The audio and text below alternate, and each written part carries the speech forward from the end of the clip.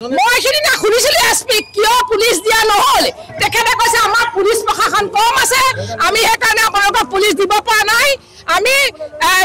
আইয়ালে মাজে মাজে পাক মাইছো কিন্তু আমাৰ এটা পুলিচ সিদিনা অহা নাছিলে নাই অহা আজি দেখিছো এমএলএ আহিছে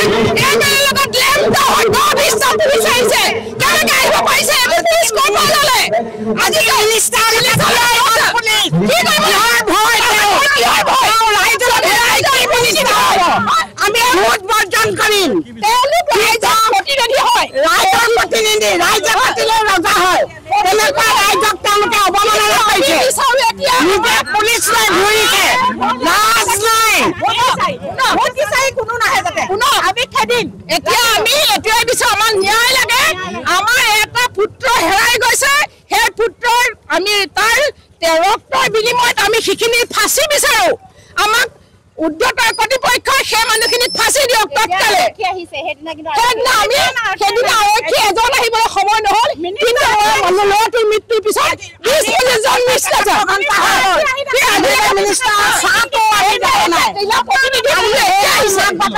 কোনো থিয় নহল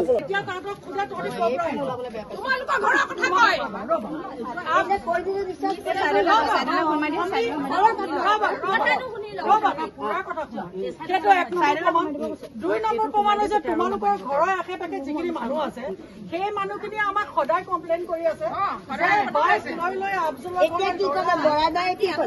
শুনা মোক এটা কথা শুনা আমিতো এই অঞ্চলৰ নহয় আমি অকণমান দূৰৰ গতিকে যি ওচৰৰ মানুহখিনি আছে সেই মানুহখিনি যেতিয়া আমাক কৈছে তাৰ পিছত যে কালি ড্ৰাগছ খাই ল'ৰাকেইটাই আমাৰ ল'ৰাটোক মাৰি পেলালে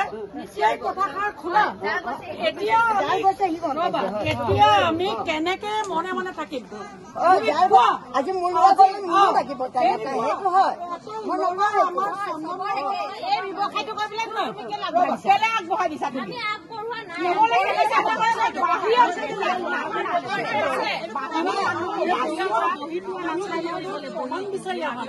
আৰু তাৰ বিষয়ে পুলিচৰ পৰা আমাক চবকে ৰিপৰ্ট দিয়া হৈছে আৰু আপোনালোকক সকীয়াই দিছো আৰু নেক্সট যদি ইয়াত কেনেবাকৈ দেখিবলৈ হয় তেতিয়া আমি কবলৈ নাহো আজি আপোনাক ভদ্ৰভাৱে কবলৈ আহিছো এটা আমাৰ নিজৰ ল'ৰা মৰি গৈছে এটা ড্ৰাগছ আসক্ত ল'ৰাৰ উৎপাতত ড্ৰাগছ আসক্ত ল'ৰাৰ লগত কাজিয়া কৰি আমাৰ নিজৰ ল'ৰা মৰি গৈছে আৰু আজি 4 মাহ আগৰ পৰা আপোনালোকৰ ঘৰলৈ বহুত আহে অহা পিছতকৈ আৰু তলৰ ঘৰ পাইছো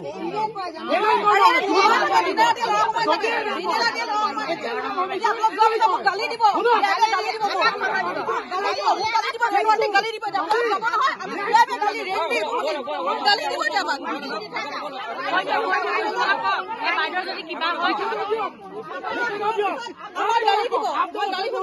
আপোনালোকে এই মানুহক গালি দিয়ে নাই